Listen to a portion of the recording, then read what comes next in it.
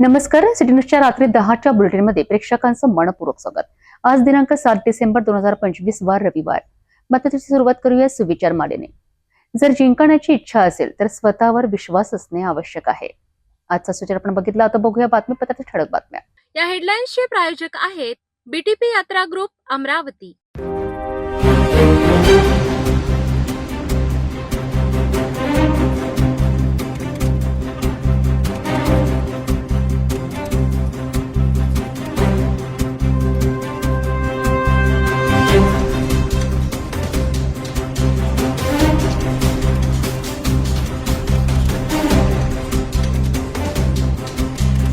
आपण ठळक बातम्या बघितल्या. आता घेऊया छोटासा ब्रेक. शादी और ब्याह की शुरुआत आराधना साड़ी के साथ. Aaradhana wholesale shopping mall L2 बीझलँड कॉम्प्लेक्स, नांदगाव पेठ, अमरावती, जवाहर रोड, अमरावती. ब्रेकनंतर बघूया सविस्तर बातम्या. सुरुवातीला एक नजर टाकूया शहरातील गुन्हेगारी क्षेत्रातील घडामोडींवर.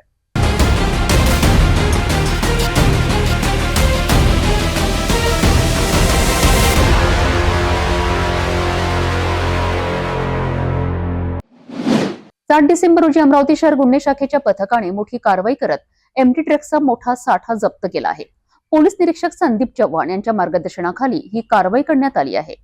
फ्रेझरपुरा पोलीस स्टेशन हद्दीतील वडाडी ब्रिज परिसरात अमरावती शहर गुन्हे शाखेच्या पथकाने छापा टाकला. या कार्यवाहीत 2 आरोपी मोहम्मद सोफियान मोहम्मद मनान वय वर्ष 26 आणि शोएब खान जमीर खान वय वर्ष 24 दोघेही राहणार अन्सारनगर यांना ताब्यात घेण्यात आले. दोघांच्या ताब्यातून 69 ग्रॅम एमडी, वजन काटा, 1 मोफेड गाडी आणि 2 मोबाईल असा एकूण 7,41,000 रुपयांचा मुद्देमाल जप्त करण्यात आलाय. गुन्हे शाखा पथकाला मिळालेल्या गोपनीय माहितीनुसार ही कार्यवाही राबविण्यात आली. ड्रग्सची व्यवहार करणाऱ्या तयारीत आरोपी असल्याची माहिती मिळताच पोलिसांनी तात्काळ सापळा रचून दोघांना पकडले. जप्त करण्यात आलेल्या अंमली पदार्थ एमडी हे अत्यंत घातक आणि उच्च किमतीचे सिंथेटिक ड्रग्ज असून तरुणांमध्ये वाढणाऱ्या व्यसनाधीनतेचा हा गंभीर प्रकार असल्याचे पोलिसांचे म्हणणे आहे. या प्रकरणी फ्रेझरपुरा पोलीस स्टेशनमध्ये विविध कलमांनुसार गुन्हा नोंद करण्यात आला असून दोन्ही आरोपींना अटक करून पुढील तपास सुरू आहे.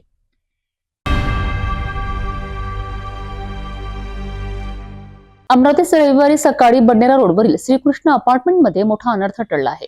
घरगुती वादातून एका फ्लॅटला अचानक आग लागल्याची धक्कादायक घटना समोर आली आहे. ही घटना रविवारच्या दुपारच्या सुमारास घडली. श्रीकृष्ण अपार्टमेंटमध्ये राहणाऱ्या मनीष सावरकर यांच्या फ्लॅटमधून अचानक धुरांचे लोट बाहेर येताना शेजाऱ्यांनी पाहिले आणि तात्काळ राजापेठ पोलिसांना संपर्क साधला. मनीष सावरकर हे बडनेरा रोडवरील डिम्पल वाईन शॉपच्या बाजूला कार डेकोर नावाची दुकान चालवितात. त्यांच्या म्हणण्यानुसार गेल्या काही दिवसांपासून सुरू असलेल्या घरगुती वादातून एका महिलेने ही आग लावल्याचा गंभीर आरोप त्यांनी केलाय. धुराची माहिती मिळताच राजापेठ पोलीस आणि अग्निशमन दल तातडीने घटनास्थळी पोहोचले. आग विझवण्यासाठी तब्बल 5 गाड्यांचा वापर करण्यात आला. सुदैवाने आग अपार्टमेंटच्या इतर भागात पसरली नाही. सर्वात आश्चर्यकारक बाब म्हणजे ज्या महिलेवर आग लागल्याचा आरोप आहे ती घटना घडण्यापूर्वीच राजापेठ पोलीस स्टेशनमध्ये बसलेली असल्याची माहिती समोर आली आहे. या आगीत मनीष सावरकर यांच्या दुकानातील लाखो रुपयांचे साहित्य पूर्णतः जळून खाक झाले. हा माल त्यांनी फ्लॅटमध्ये ठेवला होता. दसरा मैदानाजवळील हा परिसर घनदाट निवासी असून जवळच शर्मा हॉस्पिटलही आहे. आग मोठ्या प्रमाणात पसरली असती तर भीषण घटना घडली असती. सध्या पोलीस आणि अग्निशमन विभाग पंचनामा करत असून राजापेठ पोलिसांकडून पुढील तपास सुरू आहे. पीडित मनीष सावरकर यांनी मात्र पोलिसांच्या कारवाईबद्दल नाराजी व्यक्त करत आम्ही जुन्या तक्रारी दिल्या असतानाही त्यावर कारवाई झाली असती तर आज ही घटना घडली नसती असा आरोप त्यांनी केलाय. मनीष सावरकर नाव आहे माझं. आमचं 3 वर्षापासून बायकोशी वेगळं चालू आहे. ती दिल्लीला राहते दुसऱ्या माणसासोबत. तर मी म्हटलं तिला येऊन जाय सर्व सोडसाड करून, लेकरायला काही घेऊन नको जाऊ. तर ती नाही ऐकली. तिनं शेवटी मला पैशाची मागणी केली. वारंवार पैसे मागायच्या पहिले मी 8 लाख रुपये चेकद्वारा दिले, 5 लाख रुपये चेकद्वारा दिले. त्यानंतर आता पण आली ती जून म्हणजे 20 तारखेला. तर तेव्हाही मला 50 लाख रुपयाची मागणी करत आहे आणि एक घर नावानं करून दे. मी म्हटलं बाबा मी तुला जे द्यायचं आहे कोर्टातून देतो, कारण कोर्टामध्ये आम्ही केस टाकलेली आहे. नाही तर मग ते पोरीला समोर करते, पोस्कोची केस टाकतो, असं करतो, गळे कापतो, अशा धमक्या देते पैसे मागणीसाठी. कारण त्या माणसासोबत ते राहते, तिला लग्न करायचं म्हणून ते पैसे माघार करत आहे. नाही तर मग याच्यापूर्वी 2 तारखेला दुकान जाळाचा प्रयत्न केला, तेव्हाही मी पोलीसमध्ये कंप्लेंट दिली. पुन्हा 3 तारीखला गोडाऊन जाळायचा प्रयत्न केला, तेव्हाही मी कंप्लेंट केली. काल पुन्हा आली, चाकू काढला, पोलीस स्टेशनमध्ये सिगरेटा पेली, लाता मारल्या, इथं दगडफेक केली, कॅमेऱ्यामध्ये पूर्ण कैद आहे, कितीतरी व्हिडिओ दाखवले आणि गंदे भावाचे बहिणीचे म्हणजे कोणचे बी व्हिडिओ बनवून का बा हे नालायक आहे असं तसं फेसबुकपर्यंत व्हायरल केली तिने. हालाकी दोषी ती आहे, तिच्या आईलाही माहीत आहे, तिची आई पण बोलायला तयार आहे, तिची बहीण पण बोलायला, सर्व विरुद्ध आहे तिच्यावाल्या, कारण ती दारू वगैरे डेली पिते.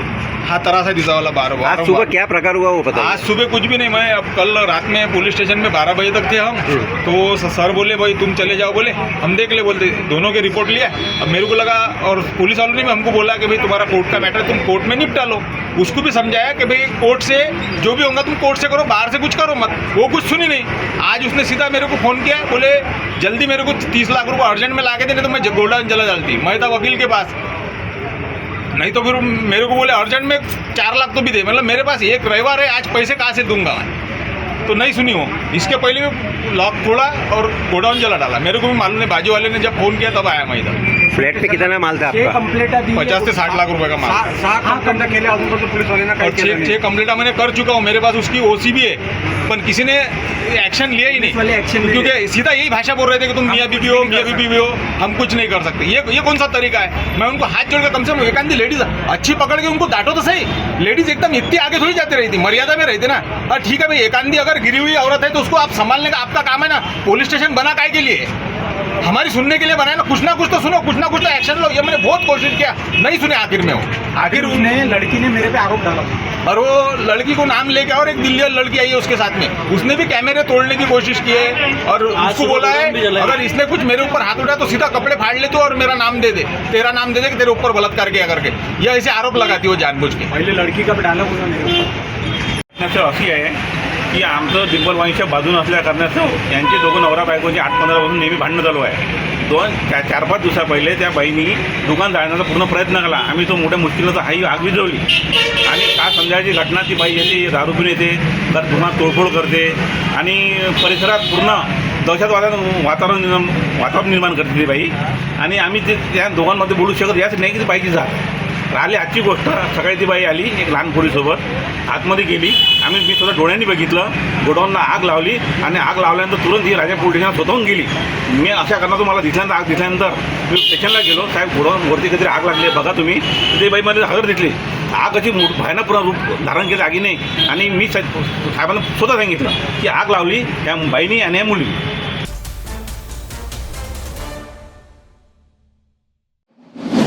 आपण बघणार आहोत अमरावती महानगरपालिकेच्या निवडणुकीचा इतिहास के पन्नों से. या मालिकेत प्रभाग क्रमांक 2 संत गाडगेबाबा पीडीएमसी विभागाचा सविस्तर आढावा घेणार आहोत. अमरावती महानगरपालिकेच्या प्रभाग क्रमांक 2 अर्थात संत गाडगेबाबा पीडीएमसी प्रभागाची एकूण लोकसंख्या आहे 26,952 इतकी. हा प्रभाग भौगोलिक आणि प्रशासकीय दृष्ट्या अत्यंत महत्वाचा मानला जातो.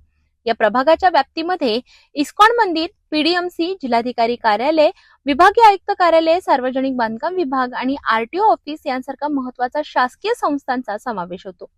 तसेच रहिवासी क्षेत्रांमध्ये अप्पू कॉलनी, महालक्ष्मी नगर, गाडगे नगर, शिवाजी नगर, ख्रिस्त कॉलनी, वृंदावन कॉलनी, तपोवन नगर, राजमाता कॉलनी आणि तरुणबाग यांसारख्या अनेक प्रमुख वसाहतींचा समावेश होतो. तर अमरावती महानगरपालिकेच्या अंतर्गत 2017 मध्ये झालेल्या निवडणुकीतील प्रभाग 2चा इतिहास आपण इतिहास के पन्नों से या शृंखलेतून जाणून घेऊया. आता वळूया या 2017च्या निवडणुकीच्या निकालांकडे. 2017 मध्ये या प्रभागात प्रचंड चुरस पाहायला मिळाली होती. अ, ब, क आणि ड या चारही गटातून एकूण 30 उमेदवार आपले नशीब आजमावत होते. मात्र मतदारांनी स्पष्ट कौल दिला तो भारतीय जनता पक्षाला.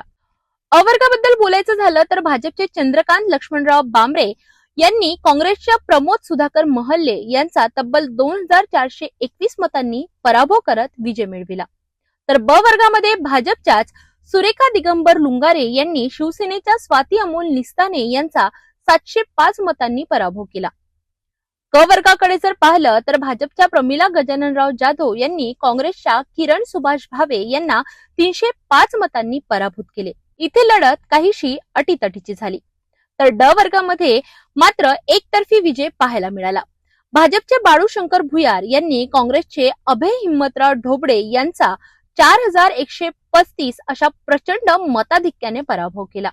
थोडक्यात सांगायचे तर 2017 मध्ये या प्रभागात भारतीय जनता पक्षाने क्लीन स्लीप तयार करत 4ही जागा जिंकल्या. आता आगामी निवडणुकीत हेच विजयी उमेदवार पुन्हा रिंगणात उतरणार का आणि उतरल्यास त्यांच्या 2017 मधील विजयाचा करिश्मा पुन्हा 2025च्या निवडणुकीत पाहायला मिळणार का हे पाहणे औत्सुक्याचे ठरणार आहे.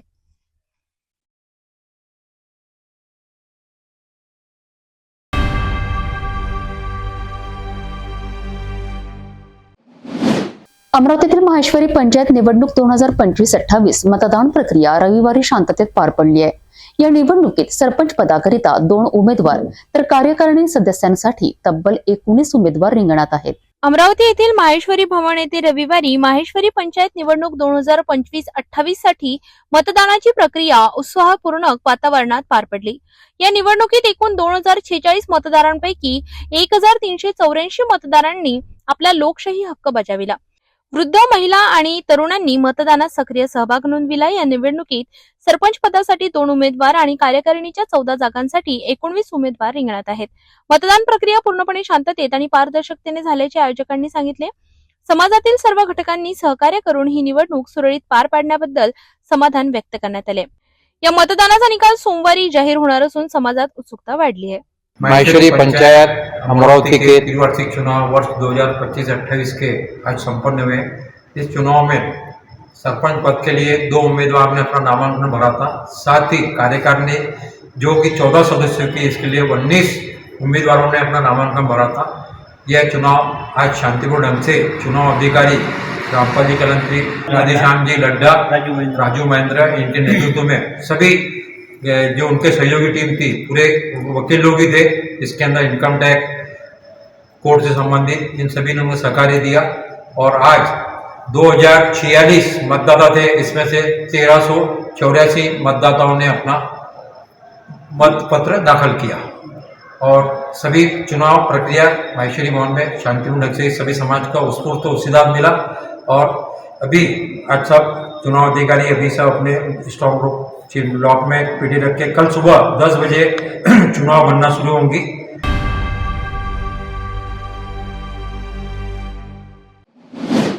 अमरावतीमध्ये सुतार समाज पंचमुखी विश्वकर्मा विकास संस्थेच्या वतीने भव्य राज्यस्तरीय सुतार समाज वधूवर परिचय मेळावा 2025 उत्साहात पार पडलाय. 7 डिसेंबर रोजी गाडगेनगर येथील संत गाडगेबाबा समाधी मंदिर ट्रस्टच्या परिसरात हा सोहळा झालाय. या परिचय मेळाव्याचे हे सलग 19वे वर्ष असून यावेळी केवळ महाराष्ट्रातूनच नव्हे तर इतर राज्यांमधूनही समाज बांधव मोठ्या संख्येने सहभागी झाले. मेळाव्यात सहभागी झालेल्या युवक युवतींना आपापल्या योग्य जोडीदाराच्या शोधासाठी एक सुरक्षित, विश्वसनीय आणि थेट संवादाची संधी मिळाली. समाजातील ज्येष्ठ कार्यकर्ते, पदाधिकारी आणि पालकांनीही उपस्थित राहून या कार्यक्रमाला उत्स्फूर्त प्रतिसाद दिला. संपूर्ण दिवसभर चाललेल्या या उपक्रमात शेकडो नोंदणी, सविस्तर परिचय सत्रे आणि प्रत्यक्ष संवादाच्या माध्यमातून अनेक युवक युवतींना परस्पर परिचयाची संधी मिळाली. समितीच्या माहितीनुसार समाजातील तरुण पिढीला सोयीस्कर, पारदर्शी आणि सांस्कृतिक वातावरणात विवाहासाठी योग्य जोडीदार शोधता यावा, हा या मेळाव्याचा मागील उद्देश. गेल्या 19 वर्षात या मेळाव्यामधून अनेक यशस्वी विवाह जुळले असल्याने समाजात या उपक्रमाबद्दल विशेष उत्सुकता पाहायला मिळते. दरवर्षी या ठिकाणी जो उपवधूवर परिचय मेळावा घेतला जातो तो आधी अतिशय उत्साहाने या ठिकाणी संपन्न होतोय. वीरशैव म्हणजे सुतार समाज हा तसा अतिशय लहानसा समाज आहे, परंतु जी एकजूट आहे ती एकजूट बनण्याचं काम या समाजानं केलं आणि समाजाच्या समोर तो एक अत्यंत आदर्श. या कार्यक्रमाच्या माध्यमातून बरेचसे मुला मुलीचे योग जोडून येतात आणि या कार्यक्रमामध्ये दरवर्षी हजारोच्या संख्येने भाग घेतात. त्याच्यामुळं दिवसेंदिवस हा कार्यक्रम अधिक वाढत चाललेला आहे. आजही मला वाटते 300-400 नोंदण्या झालेल्या आहे आणि पुढेही अधिक होईल याची आशा आहे. त्याचप्रमाणे हजारोच्या संख्येने या मेळाव्याच्या उपस्थितीमध्ये आम्हालाही खूप हिंमत येते आणि उत्स्फूर्त ताकद मिळते. जेवढी या कार्यक्रमाला येशील तेवढी आम्हाला आमची किंमत वाढते, समाजाची किंमत वाढते आणि योगही जुळून येते. त्यामुळे आम्हाला हा कार्यक्रम फार चांगला वाटत आहे.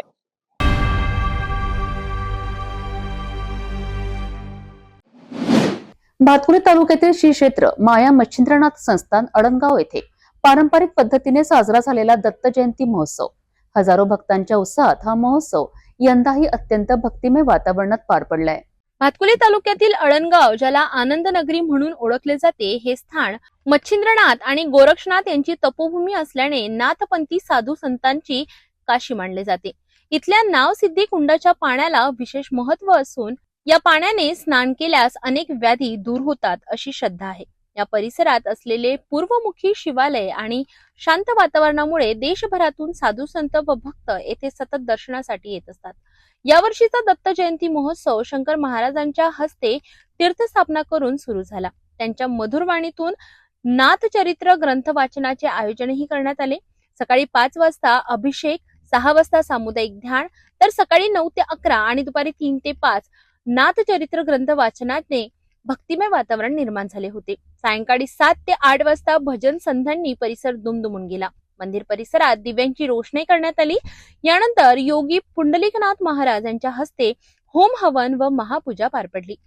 महाआरतीच्या वेळी परिसरात भक्तांचा उत्सव ओसंडून वाहत होता. पालखी मिरवणूक सोहळा मोठ्या दिमाखात पार पडला. जिल्ह्याभरातून आलेल्या भजन मंडळींनी पालखीचे स्वागत केले. गावातील प्रत्येक घरासमोर श्रींचा फोटो व आकर्षक रांगोळ्या काढण्यात आल्या होत्या.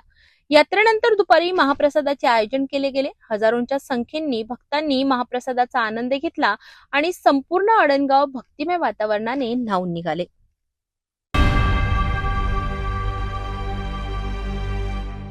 दर्यापूर शहरात महापरिनिर्वाण दिनानिमित्त सातबारा रॅलीचे भव्य आयोजन करण्यात आले. महिला, पुरुष, युवक युवतींनी मोठ्या संख्येने सहभाग नोंदवत सामाजिक ऐक्याचा आणि भारतीय संविधानाबद्दल आदराचा संदेश दिलाय. दरवर्षीप्रमाणे यंदाही महापरिनिर्वाण दिनानिमित्त दर्यापूर शहरात सातबारा रॅली उत्साहात पार पडली. लहान मुलांपासून ते ज्येष्ठांपर्यंत अनेकांनी या रॅलीत सहभाग घेतला. भारतीय संविधानाचे रचनाकार, महानायक, विश्व महामानव डॉक्टर बाबासाहेब आंबेडकर यांच्या प्रतिमेला वंदन करून रॅलीची सुरुवात झाली. या रॅलीचे स्वागत दर्यापूर तालुका काँग्रेस कमिटीचे अध्यक्ष सुधाकर भारसाकडे, शहराध्यक्ष अक्षय भारसाकडे तसेच त्यांच्या मित्रमंडळींनी केली.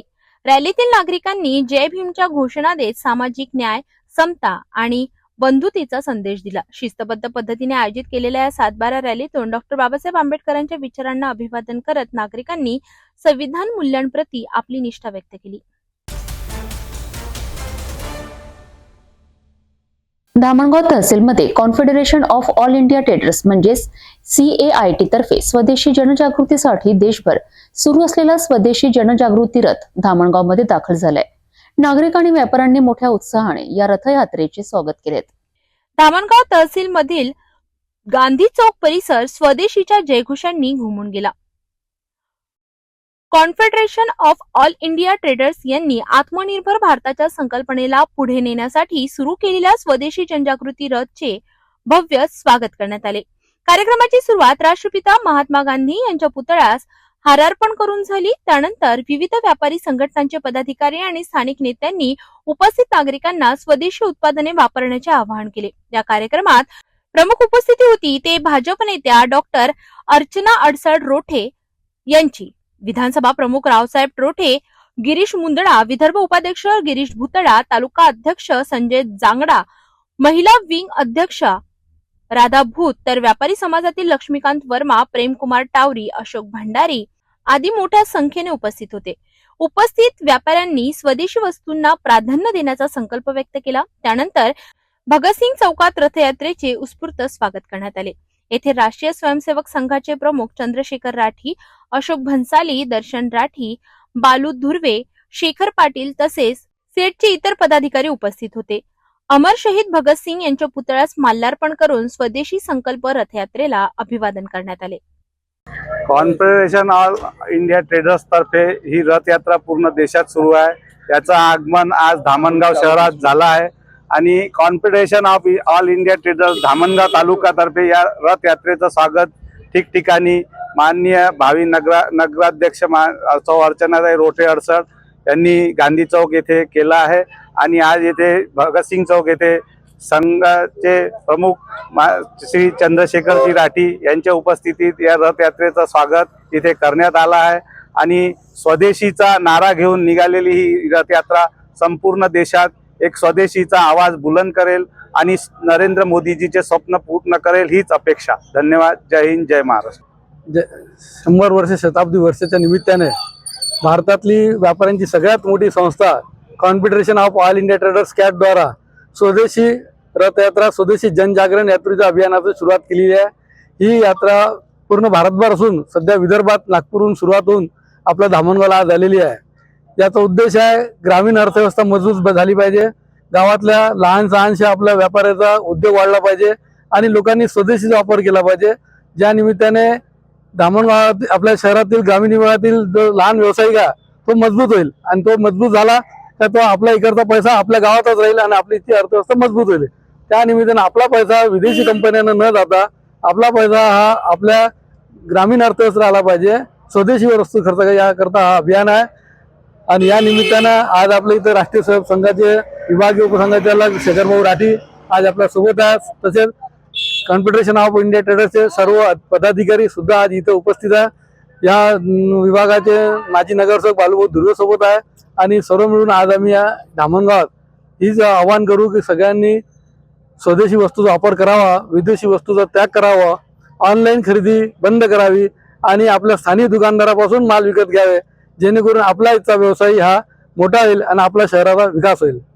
कॅटद्वारे राष्ट्रीय स्वयंसेवक संघाच्या शताब्दी वर्षानिमित्त ही जी स्वदेशी जागरण यात्रा यांनी सुरू केली आहे, या यात्रेला माझ्यातर्फे आणि संघातर्फे खूप खूप शुभेच्छा.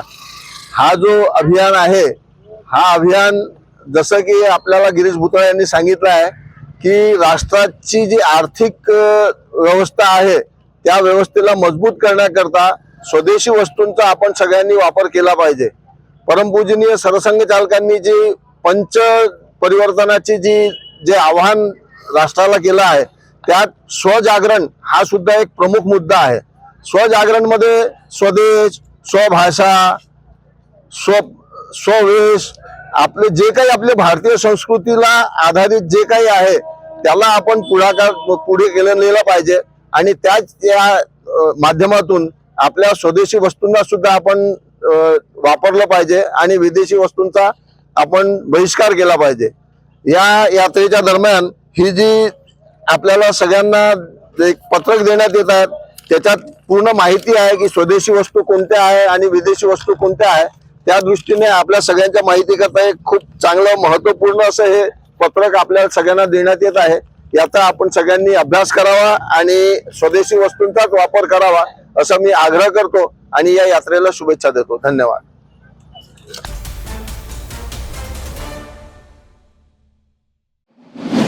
नांदेड जिल्ह्यातील किनवट तालुक्यात इस्लापूर पोलिसांनी मोठी कारवाई करत तुरीच्या शेतातून तब्बल 45 किलो गांजा जप्त केला आहे. शेतात झाडांच्या आड लपून ठेवलेली गांजाची झाडे उपटून पोलिसांनी ताब्यात घेतली आहे. नांदेडच्या किनवट तालुक्यातील शिवणी आणि झळकवाडी दरम्यान जंगलालगतच्या तुरीच्या शेतीत इस्लामपूर पोलिसांना गुप्त माहितीच्या आधारे मोठा साठा सापडलाय. तुरीच्या झाडांमध्ये मुद्दाम लपवून ठेवलेली 40 ते 45 किलो पर्यंतची गांजाची झाडे पोलिसांनी तात्काळ उपटून जप्त केली. या कार्यवाहीत स्थानिक पोलिसांसह महसूल विभाग आणि नांदेडच्या फॉरेन्सिक पथकानेही सहभाग घेतला.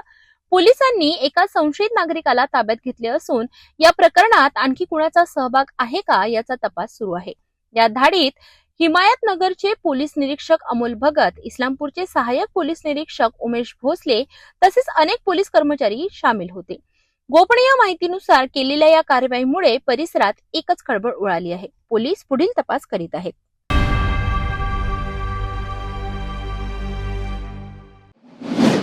नांदेड जिल्हा सामान्य रुग्णालयातील फॉरेन्सिक विभागात लागलेल्या आगीची धक्कादायक घटना समोर आली आहे. आग वेळेत आटोक्यात आणण्यात यश आलं असून मोठा अनर्थ टळला आहे. नांदेड येथील जिल्हा सामान्य रुग्णालयातील फॉरेन्सिक विभागात दुपारच्या सुमारास आग लागल्याची घटना घडली.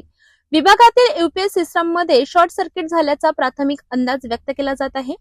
या आगीत यूपीएस सह अनेक इलेक्ट्रॉनिक वस्तू जळून खाक झाल्या असून अनेक महत्त्वाच्या उपकरणांचे मोठे नुकसान झाले आहेत. आग लागल्याची माहिती मिळताच अग्निशमन दलाच्या जवानांनी तात्काळ घटनास्थळी धाव घेतली. काही मिनिटांच्या अथक प्रयत्नांनंतर त्यांनी आगीवर पूर्णपणे नियंत्रण मिळविले. सुदैवाने यामध्ये कोणतीही जीवितहानी झालेली नाही. मात्र फॉरेन्सिक विभागातील कामकाज काही तास विस्कळीत झाले. अधिकाऱ्यांच्या माहितीनुसार रुग्णालयातील विद्युत पुरवठा गेल्या काही दिवसांपासून वारंवार खंडित होत होता. याच कारणांमुळे इलेक्ट्रॉनिक सिस्टमवर ताण येऊन आग लागली असावी असा प्राथमिक अंदाज अधिकाऱ्यांनी व्यक्त केलाय. घटनेनंतर रुग्णालय प्रशासनाने विद्युत यंत्रणांची तपासणी करण्याचे आदेश दिले असून भविष्यात अशा घटना टाळण्यासाठी सुरक्षा उपाय अधिक बळकट करण्याचे आश्वासन दिले आहे.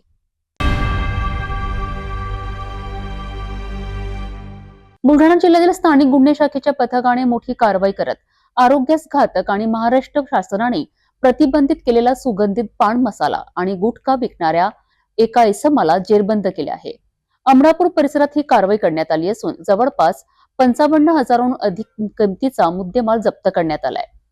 स्थानिक गुन्हे शाखा बुलढाणा पथक पेट्रोलिंग दरम्यान कार्यरत असताना गोपनीय बातमीदाराने माहिती पुरवली की शेख तौसिफ शेख बुढन वय वर्ष 34 राहणार इस्लामपुरा हा आपल्या घरी प्रतिबंधित गुटखा आणि सुगंधित पान मसाल्याचा साठा बेकायदेशीररित्या विक्रीस ठेवत आहे. गुन्हे शाखेने वरिष्ठ अधिकाऱ्यांच्या आदेशावरून आरोपीच्या घरावर कायदेशीर झडती घेतली असता झडती दरम्यान विविध कंपन्यांचा सुगंधित पान मसाला आणि गुटखा असा एकूण 95,392 किमतीचा मुद्देमाल जप्त करण्यात आला. यानंतर आरोपीला मुद्देमालासह ताब्यात घेऊन अमरापूर पोलीस ठाण्यात गुन्हा दाखल करण्यात आला. आरोपीवर कलम 223, 274, 275, 123 BNS तसेच सुरक्षा मानके कायदा 2006च्या कलम 26(2)(4) व कलम 51(1) अन्वये गुन्हा दाखल करण्यात आलाय.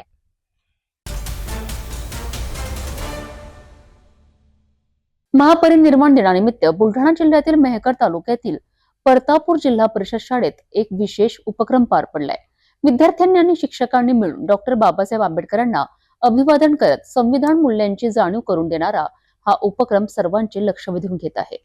बुलढाणा जिल्ह्यातील मेहकर तालुक्यातील परतापूर येथे जिल्हा परिषद शाळेस महापरिनिर्वाण दिन विशेष पद्धतीने साजरा करण्यात आला. या कार्यक्रमात शाळेचे शिक्षक नितीन शेळके यांनी खडूच्या सहाय्याने डॉक्टर बाबासाहेब आंबेडकर यांच्या आकर्षक आणि जिवंत चित्र साकारले. त्यांच्या कलाकृतीचे विद्यार्थी, पालक आणि ग्रामस्थांनी विशेष कौतुक केले. कार्यक्रमादरम्यान विद्यार्थ्यांना संविधान निर्माते डॉक्टर बाबासाहेब आंबेडकर यांच्या कार्याची माहिती देण्यात आली. तसेच संविधानातील मूलभूत अधिकार, कर्तव्ये आणि मूल्यांची ओळख करून देण्यात आली.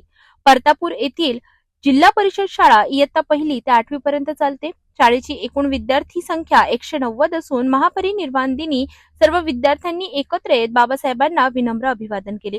या उपक्रमामुळे विद्यार्थ्यांमध्ये सामाजिक समता, बंधुत्व आणि राष्ट्रनिष्ठा या मूल्यांची रुजवण करण्यात आली. महत्वाची भूमिका बजावल्याचे शिक्षकांनी सांगितले. डॉक्टर बाबासाहेब आंबेडकर यांच्या विचारांचा वारसा पुढील पिढीपर्यंत पोहोचविण्याचा छोटासा पण अर्थपूर्ण प्रयत्न परतापूर शाळेत यशस्वीपणे पार पडला.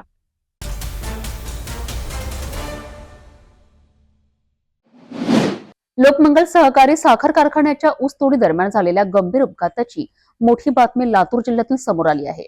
तळणी तांडा येथील ऊसतोड कामगार विजय रमेश आडे गंभीर जखमी झाले असून सध्या त्यांच्यावर लातूरमधील सह्याद्री हॉस्पिटलमध्ये उपचार सुरू आहेत. लातूर जिल्ह्यातील औसा तालुक्यातील तळणी तांडा येथील ऊसतोड कामगार विजय रमेश आडे हे लोकमंगल सहकारी साखर कारखाना लोहारा, जिल्हा धाराशिव अंतर्गत नदी हत्तरगा परिसरात ऊसतोडीचे काम करीत होते. ट्रॅक्टरमध्ये ऊसाची भरणी सुरू असताना अचानक विजय आडे यांचा तोल गेला आणि ते खाली पडले. त्याचवेळी डोक्यावर जोराची धडक बसल्याने मानेचे हाड तुटले. या दुर्घटनेत ते गंभीर जखमी होऊन क्षणातच बेशुद्ध अवस्थेत गेले.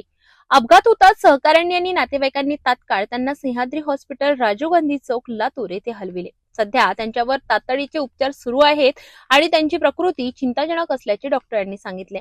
अपघाताची माहिती कुटुंबियांनी तुळजाभवानी कामगार संघटनेस दिल्यानंतर संघटनेचे संस्थापक अध्यक्ष सुरेश पवार यांनी तात्काळ कारखान्याचे शेतकरी अधिकारी, इतापे आणि वाहन मालक व्यंकट बिराजदार यांच्याशी संपर्क साधला.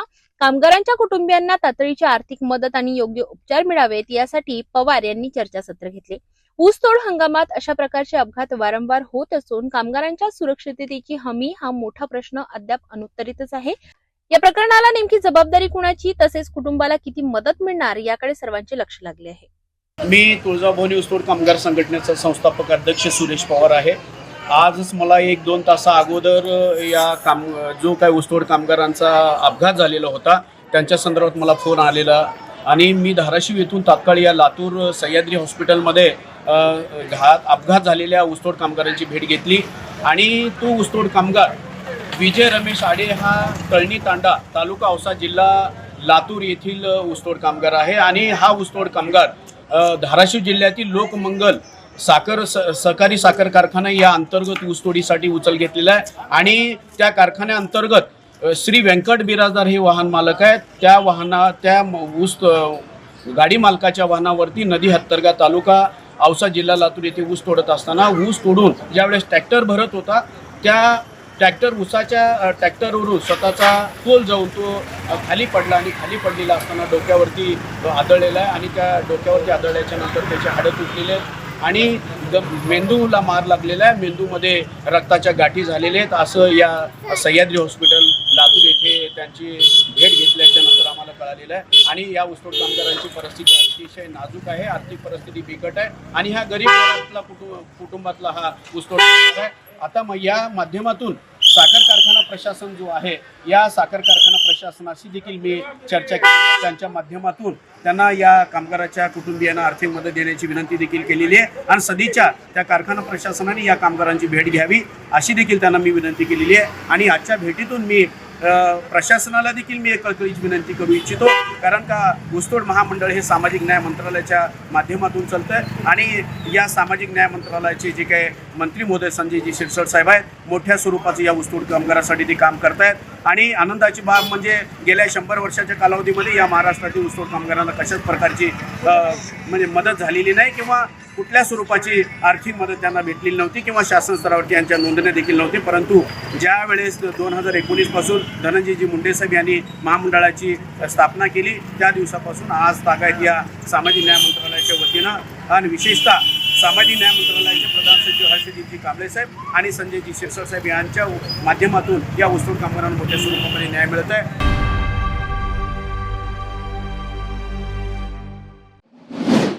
औसा किल्लारीतील निळकंठेश्वर सहकारी साखर कारखाना सुरू झाल्याबद्दल केलेला नवस आमदार अभिमन्यू पवार यांनी पूर्ण केला आहे. तब्बल 3 किलोमीटर दंडवत प्रवास करत आमदारांनी निळकंठेश्वर मंदिरात दर्शन घेतलेत. त्यांच्या या नवस्फूर्तीचा संपूर्ण परिसरात मोठ्या प्रमाणावर उत्साह आणि श्रद्धेने स्वागत करण्यात आले.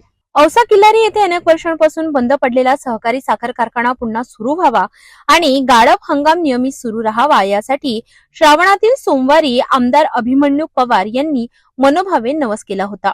कारखाना केवळ सुरूच झाला नाही तर 20,000 मेट्रिक टन ऊस गाळपही पूर्ण झाल्याने आमदारांनी केलेला नवस शनिवारी पूर्ण केला. पहाटेपासून आमदार पवार यांनी कारखाना ते निळकंठेश्वर मंदिर असा सुमारे 3 किलोमीटरचा मार्ग दंडवत घालत पूर्ण केला. सोबत त्यांच्या पत्नी शोभा पवार, ऍडव्होकेट परीक्षित पवार, कार्यकर्ते, ग्रामस्थ आणि भाविक मोठ्या संख्येने उपस्थित होते. हा प्रवास केवळ धार्मिक नवस्फूर्ती नव्हता तर शेतकरी बांधवांप्रती कृतज्ञतेचे प्रतीक असल्याचे मत व्यक्त केले जात आहे. किल्लारी येथील सहकारी साखर कारखाना अनेक वर्षे बंद होता, मात्र आमदार अभिमन्यू पवार यांच्या सततच्या पाठपुराव्यामुळे या कारखान्याला नवे जीवन मिळाले आणि नव्याने सुरुवात करत निळकंठेश्वर सहकारी साखर कारखाना असे नाव देण्यात आले. साखर कारखाना सुरू करण्यासाठी प्रशासकीय, आर्थिक आणि तांत्रिक अशा अनेक अडचणींवर मात करण्यात आली. या प्रक्रियेत केंद्रीय गृहमंत्री अमित शहा, मुख्यमंत्री देवेंद्र फडणवीस, उपमुख्यमंत्री तसेच सहकार विभागातील वरिष्ठ अधिकारी यांच्या महत्वपूर्ण सहकार्याची नोंद आहे. काही दिवसांपूर्वी केंद्रीय मंत्री नितीन गडकरी यांच्या हस्ते गाळप हंगामाचा विधिवत शुभारंभ झाला. नवीन कारखाना सुरू झाल्यामुळे स्थानिक ऊस उत्पादकांना तात्काळ गाळप सुविधा उपलब्ध झाली. वाहतूक खर्चात बचत, रोजगार निर्मिती आणि स्थानिक अर्थकारणाला चालना मिळाली. किल्लारी तालुक्यासह 2 जिल्ह्यातील ऊस उत्पादकांसाठी ही घटना ऐतिहासिक ठरली असून आमदार पवारांचा दंडवत प्रवास हा त्यांच्या वचनपूर्तीचा भक्कम पुरावा मानला जात आहे.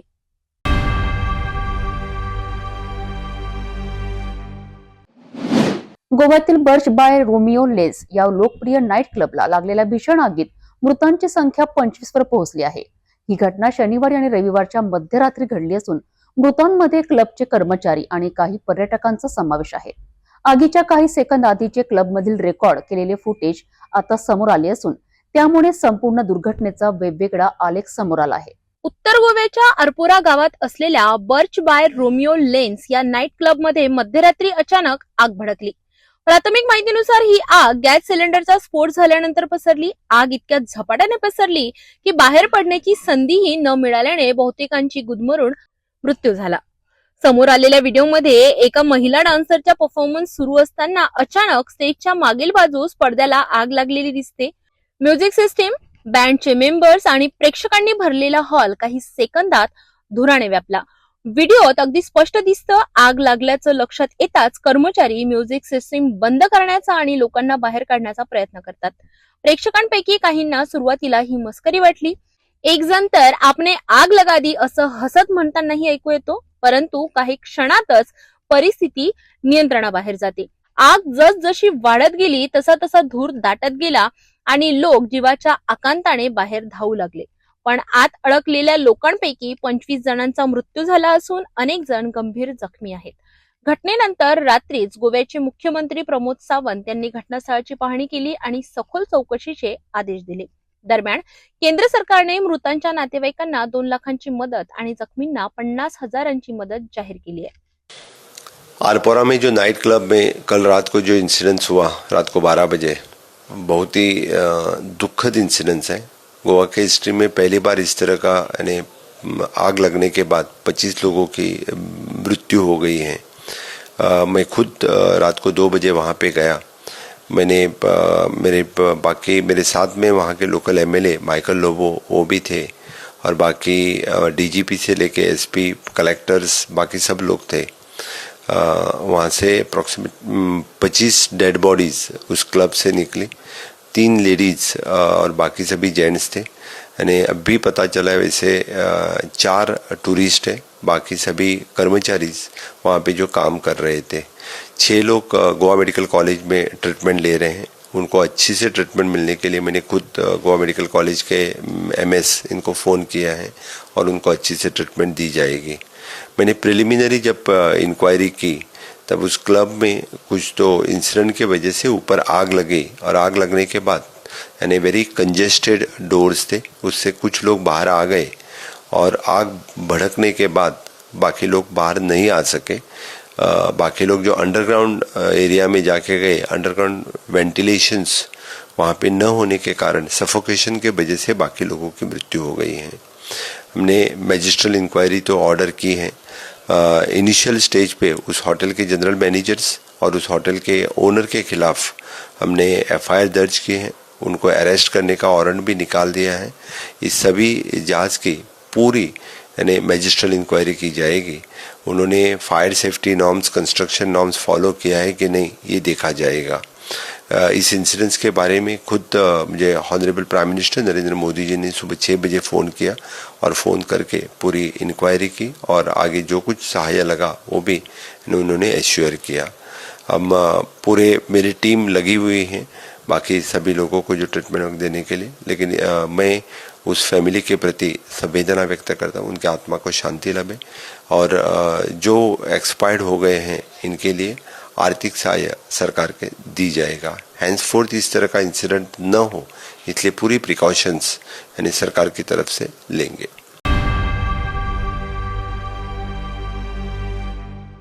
जाता जाता पुन्हा एकदाच्या ठळक बातम्या.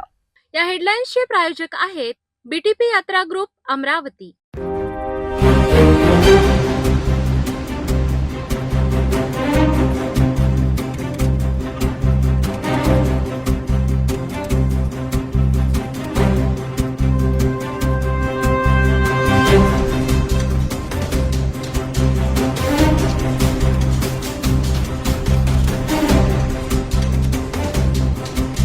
आपण आता सिटी चॅनल आपल्या टीव्हीवरील बघू शकता. यामध्ये next channel 117, Jio channel 872, GTP 73, Fastway channel 256 वर बघू शकाल. आता अमरावती आणि जिल्ह्यानंतर विदर्भातही महाराष्ट्राचे दर्शक घर बसल्या आपल्या केबल टीव्हीवर सिटी न्यूज बातमी पाहू शकाल. यामध्ये Chhatrapati Sambhajinagar NST setup box number 14, Yavatmal setup box number 12, Washim setup box number 26, Nanded setup box number 17, Mahur setup box number 7, Akola Rajasthan setup box number 899 वर बघू शकाल. लवकरच आम्ही आपल्यापर्यंत पोहोचणार आहोत. जर आपल्या टीव्हीवर सिटी न्यूज दिसत नसेल तर आपण आपल्या केबल ऑपरेटरशी संपर्क करावा. आपण सिटी न्यूज केबलच्या व्यतिरिक्त युट्यूब, फेसबुक, इंस्टाग्राम आणि ट्विटरवर बघू शकता. याकरिता सोशल मीडिया अकाउंट सबस्क्राईब करा, फॉलो करा, लाईक करा. युट्यूब अकाउंट सबस्क्राईब करण्याकरिता सबस्क्राईब बटनाला क्लिक करा आणि बेल आयकॉन दाबायला विसरू नका, कारण सतत समाचार आपल्यापर्यंत पोहोचणार आहेत. तसेच सिटीचे फेसबुक पेज लाईक करा, इंस्टाग्राम आणि ट्विटर हँडल फॉलो करा. आपण व्हॉट्सअपवर सुद्धा सूचना देऊन न्यूज प्राप्त करू शकता. व्हॉट्सअप नंबर स्क्रीनवर येत आहे. हे बातमीपत्रावरच थांबूया. पुन्हा भेटूया नवीन घडामोडींसोबत. आपण बघत राहा फक्त सिटी न्यूज. हर खबर पर पैनी नजर, हर मुद्दे पर सटीक वार, यही है सिटी न्यूज की पहचान. जहां सच्चाई की आवाज दबाई जाती है वहां सिटी न्यूज उठाता है सवाल। हर स्क्रीन पर, हर प्लेटफॉर्म पर हमारी मौजूदगी बोलती है। सिटी न्यूज हमेशा सच के साथ।